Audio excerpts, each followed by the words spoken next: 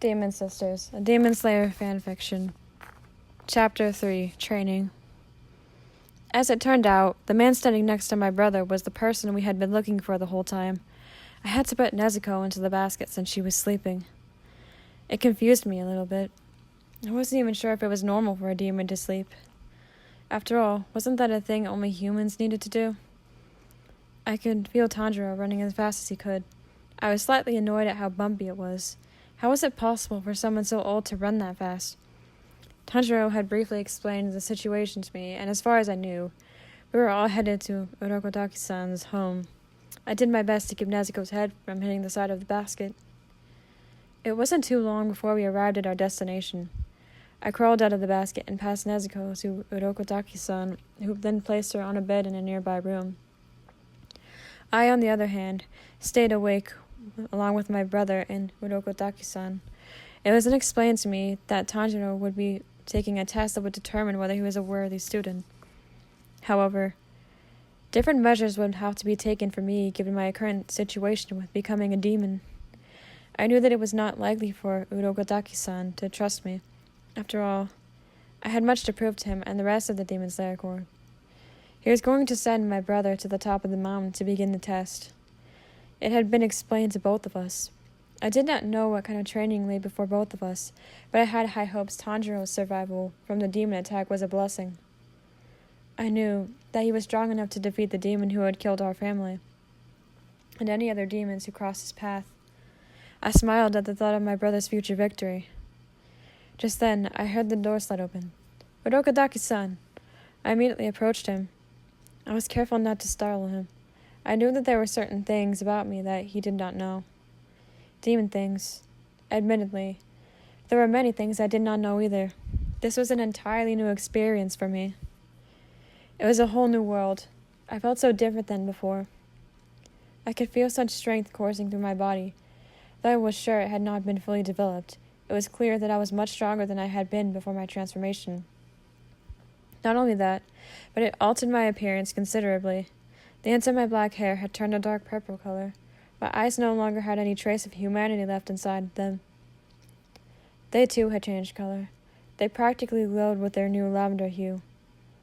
They also looked much more snake-like and fierce. My smile reminded me of what I had become, and of what I must keep from becoming a reality. My fangs must never pierce flesh. Urokodaki-san kept his distance from me, as if he expected me to attack him. I knew that he didn't fully trust me. I'm sorry if I scared you just now, I apologized. I know I must prove myself to you. He nodded. Kazuko, I must warn you that your life will change completely, now that you are a demon, he said in a serious tone. You are not the same as you were once before. Your body will change, and the stronger you get, the more tempted you will be to consume human flesh. Losing blood and injury will also play a part. Moreover, you cannot walk in broad daylight as long as you are a demon. It will be your one weakness, and you must avoid it at all costs if you are to survive. Urokodaki-san, I began. I understand that for me, the training will be very different. Please tell me more. What will the training entail? What kinds of skills will I learn? Is it something a girl like me will be able to do? I was also worried that I wouldn't be able to handle it. I hoped to be as strong as my brother. Although I hadn't seen him doing any training yet, I was sure that he would be successful. As far as endurance goes, Urokodaki-san explained, you should have no trouble. I have no doubt that your new demon form will aid you in your training. You are stronger than the others, stronger even than your own brother. Both you and Nezuko will be stronger than any other human. You may even be able to take down other demons. But seeing as Nezuko does not possess your resilience to demonic temptation, her path will be different than yours, and you will walk a different path than your brother. What do you mean? I asked, my voice trembling a little. Surely you won't separate us. His words made me worry. I was afraid. I looked up at Urokodaki-san with a pleading look as I waited his answer. I have decided to send you to train directly under one of the Hashira, he said finally. However, this process may prove difficult, as you are the first demon to join the Demon Slayer Corps. You will be training under the Flame Hashira, Gyojuro Rengoku. His training has been known to be brutal, and many quit upon only a bit of training. With your durability and strength, it is possible for you to unlock your full potential with this training. I have already sent a message to the Flame Hashira about you. He will be here within a few days. Don't be afraid, Kazuko. I promise you, I'll take good care of your brother. To say I wasn't happy about this decision would be putting it lightly. I was devastated. I couldn't bear the thought of leaving my sister and brother. They were the only family I had left. The others were gone. I had no one else. Undoubtedly, I trusted Urokodaki-san, but it still made me nervous. After all, I had no idea what was going to happen once I left. As family, weren't we meant to stick together? What had happened to that? Although I knew that he was right to send me away. I was far more powerful than any human, which meant that I needed the hardest training possible. It had to match my strength. I felt even worse about leaving my sister behind, Nezuko.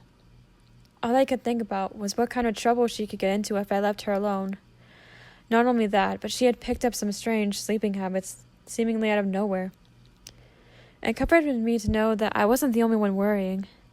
Tanjiro found it to be odd too. Perhaps it was some demon thing.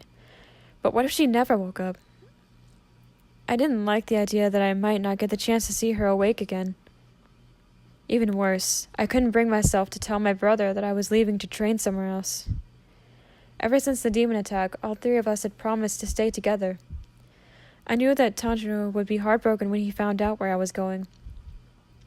But he was going to find out eventually, and I couldn't keep the secret from him forever. If anything, being truthful was the most important thing right now. Brother, can I talk to you for a moment? I asked one day after Tanjiro returned home. Nezuko and I stayed in the same room so that we could keep away from the sunlight. My brother approached me with a tired yet warm smile. I have something to tell you. I started hesitantly. I'm going away. Urokodaki-san says I must be trained by the Flame Hashira, since my strength and capabilities are beyond human power. To my surprise, Tanjiro didn't freak out. In fact, he seemed happy. That's great, Kazuko, he said. I'm sure you'll be able to develop your abilities with a great teacher. I'm happy for you. Just promise me you'll be careful. I nodded. I'll stay out of danger as much as possible. Not that I would have to worry about being killed anyway. After all, Urokodaki-san had explained to both of us that demons could not die the way humans do. I could not be critically injured in battle. Demons can regenerate and heal much faster than humans can. I hugged my brother tightly, knowing that once I had left this house, it would be a long time before we saw each other again. But my brother's smile encouraged me and gave me the confidence to do well. Over the next few days, I decided to try and make the best of the situation. I needed to prepare for what was to come. I was told that all of my training would be during the night. I hoped that would not be an inconvenience to my master. I hoped that my demon body would not wreck my chances of becoming a demon slayer. And then there was final selection to consider. As a demon, I could not be exposed to sunlight in final selection. I must survive 7 days in the Wisteria prison. Urokodaki-san did tell me that it was likely that Rengoku-san, my mentor, was going to find a way around it. Kazuko, are you ready to go? I heard my brother's voice as he walked into the room. Urokodaki-san had made a box for me to travel in when the Flame Hashira arrived to take me to his home. Although I was nervous, I was very excited to meet with my trainer. I had never imagined that my life would turn out like this. To be honest, it felt a bit strange. It was like something you would hear in fairy tales a mother tells her child to help them fall asleep at night.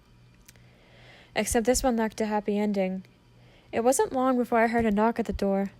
Tanjiro answered it, and I stayed in the room where I could hide in the darkness. I heard a brief conversation going on between my supposed master, Urokodaki-san, and my brother.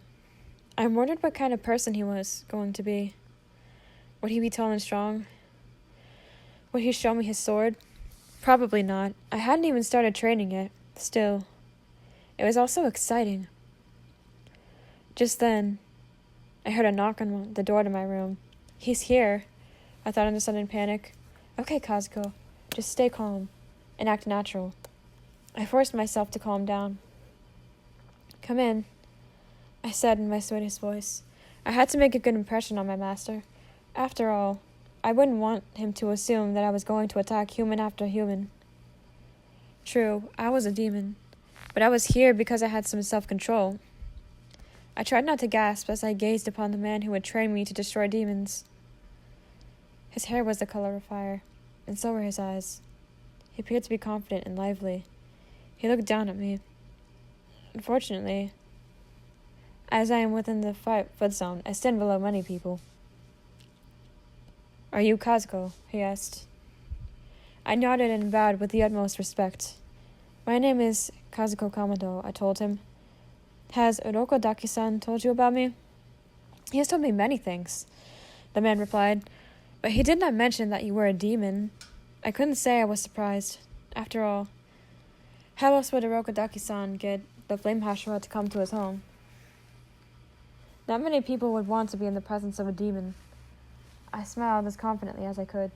I made eye contact with the Flame Hashira. You must be the Flame Hashira, Kojiro Rengoku, I said. It's an honor to meet you. I look forward to training with you.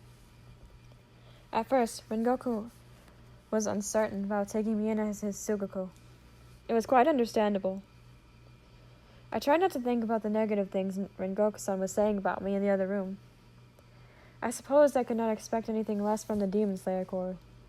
After all, I was a demon, and their whole organization's goal was to slay demons.